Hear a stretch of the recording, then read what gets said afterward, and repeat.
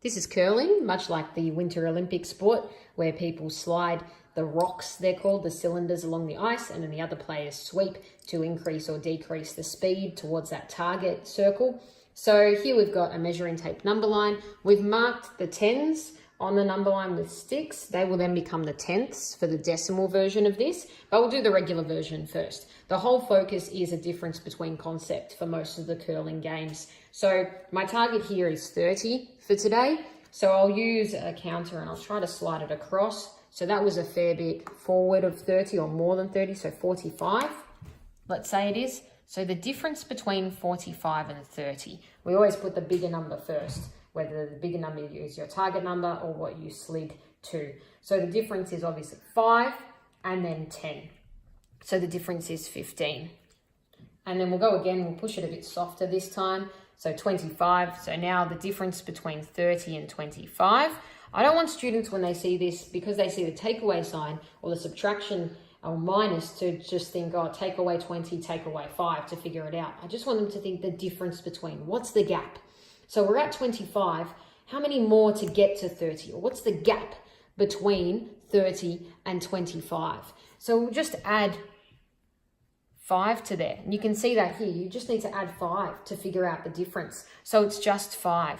Think addition for a difference between strategy. So that if the target number was 80 and we got 78, you wouldn't take away 70 and take away 8. You just think, well, 2 more. The difference is just 2. You don't need to set up a vertical subtraction or anything like that. Let's go again, just one more, because it is quite fun, and way past, so 44. So the difference between 45 and 30 was 15, so the difference between 44 and 30 will be 14, and so on and so forward. Who can get the closest with 5 turns? How close can you get? The other version is a decimal version, but instead it's the same setup exactly, just instead of seeing this as 30, we're seeing it as 30 out of 100 parts of the way towards the meter, because the meter is stuck onto our desk here. So this is 30 out of 100 parts of 1 meter, or we can see it as 3 out of 10 parts of 1 meter, because there are 10 sticks along there. So we'll say 30 out of 100 first. So let's do 30 out of 100. And I'll push this along and see where I go. That was a horrible one, so it was just 9.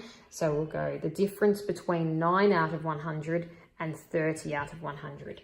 So we'll go 1 more hundredth, or 1 more part out of 100 to get to 10, and then 2 more tenths. So it's 2 tenths and 100ths, or 21 parts out of the 100 parts. So it's great to make students write it a few different ways. Can write it like that too, because this is 3 out of 10 of the parts of the meter, or 3 out of 10 of the sticks, 3 tenths towards the 10 tenths or the whole meter. Take away 9 hundredths is still 21 out of 100. We can also do the decimals as well. 0.3, take away 0.09, because it's not 9 tenths here that I got. It's 9 hundredths, it's 9 out of 100 parts, whereas that 9 tenths would be over there with the 90 parts out of 100 parts is 0.21.